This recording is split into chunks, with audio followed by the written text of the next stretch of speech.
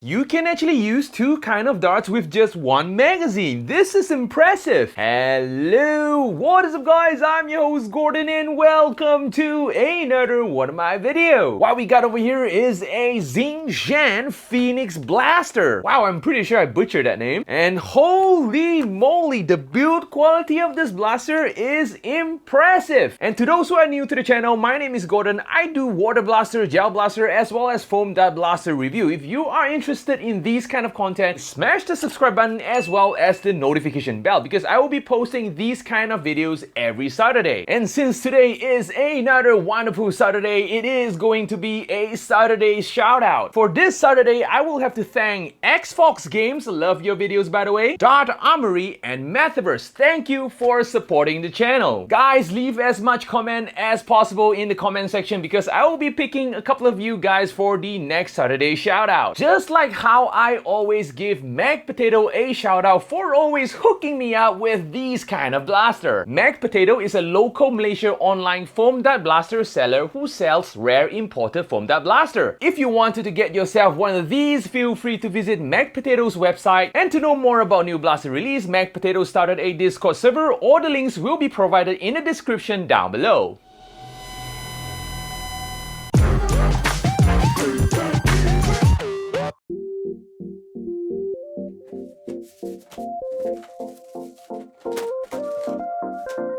In the box, we got the blaster itself, a 15-round magazine, a fake reflex sight, iron sight and screwdriver, 20 darts, and a manual. Slide in the sight and both of the iron sight, put in the darts, put in the mag, and this is how the blaster looks like with everything installed.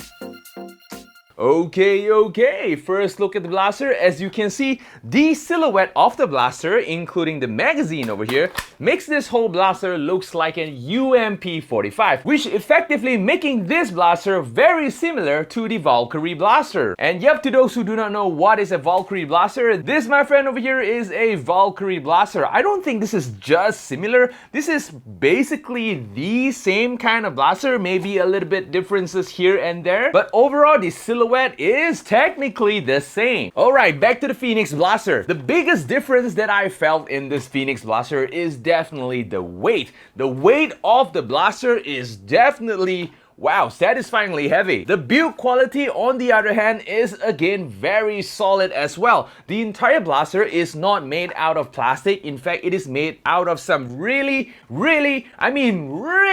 thick nylon. No joking, guys. And of course, not to mention that there is a lot of aluminum and metal parts in this blaster as well. For example, as you can see, it is very obvious that the entire cylinder is made out of aluminum. Not only that, we got a hot metallic red aluminum cylinder, we also got a hot metallic red CNC aluminum barrel, and that looks absolutely sweet on this blaster. Holy moly! Oh, and not to mention that the priming mechanism is also made out of some really thick metal. The buttstock of this blaster over here, as you can see, it is made out of some really thick metal, just like the Valkyrie. And in the same time, this is also an adjustable buttstock. Shouldering this buttstock, I would say that it is just okay due to the buttstock itself is hollow over here, so some might find that it is uncomfortable, but to me, I would say, well, it is okay because the priming of the blaster, it is actually pretty light, so you don't really need to put a lot of force to prime the blaster, so you wouldn't really hurt your shoulder that much. How light is the priming if you ask me? I would say it is like one finger light. You can definitely do a one finger prime with this blaster. Well, given that this is a very light priming blaster, I'm not too sure how this blaster will perform, but surely we are going to test it out later. The Picatinny situation of this blaster, we got a whole roll of Picatinny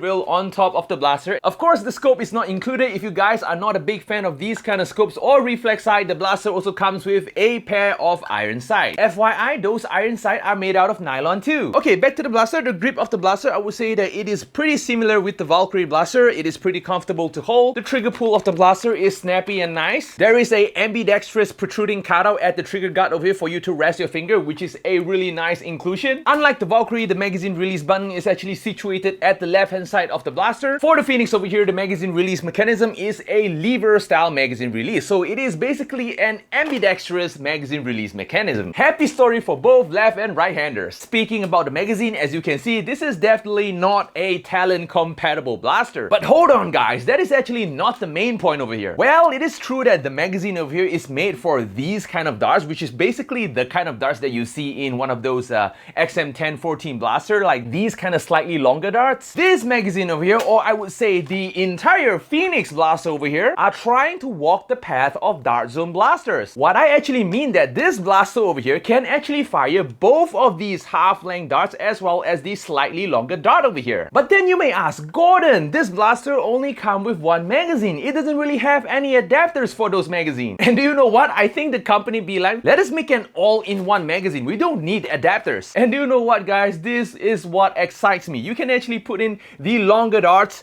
as well as a half-length dart in the same magazine. I think the company is trying their very best to surpass Worker. They are trying to create a new standard for the hobby over here. Like, I'm gonna try it right now. Like, look at this. This is like a longer dart over here, and we got a dart zone ruby dart over here, and then we're gonna fire it.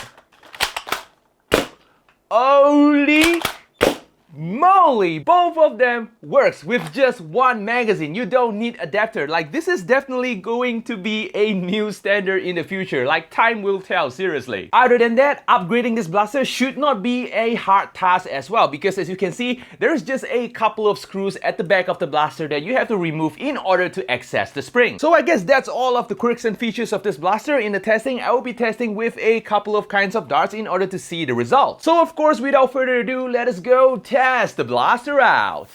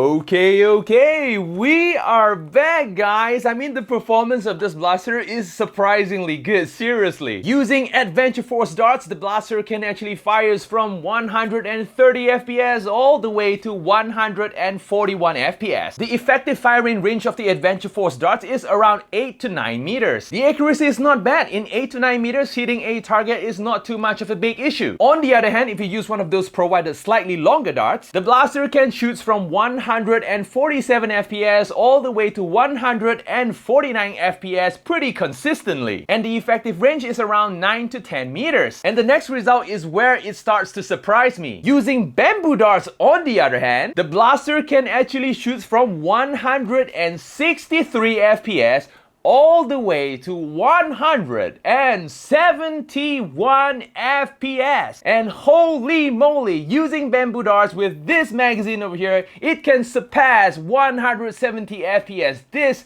is an interesting number. The effective range, I would say 10 meters hitting a target is not an issue. Overall, operating this blaster so far, I did not encounter any jams, which is a good thing. The build quality of this blaster is good, the priming is smooth, lots of metal parts, lots of upgradability. I mean, this is definitely going to be the golden standard of imported blaster in the future. Man, I would like to see more of these all-in-one magazine in the market in the future. In the same time, the blaster also passes the wall test. I mean, look at this blaster looks absolutely amazing on the wall. This is a very straightforward blaster, nothing too funky, nothing too quirky. Overall, I would say that this is a great blaster. So yep, I guess that's all I have to say. Surprisingly a simple blaster. So if you like this video so far, feel free to smash the like button over here because it will help the channel a lot. And in the same time, while you are at it, do remember to click the subscribe button and the notification bell because I will be posting videos every Saturday. And of course, don't forget to flood the comment section because I will be picking a couple of you guys for a Saturday shout out. So I guess that's it. Gordon's checking out and I'm gonna see you guys in the next video. Adios, guys.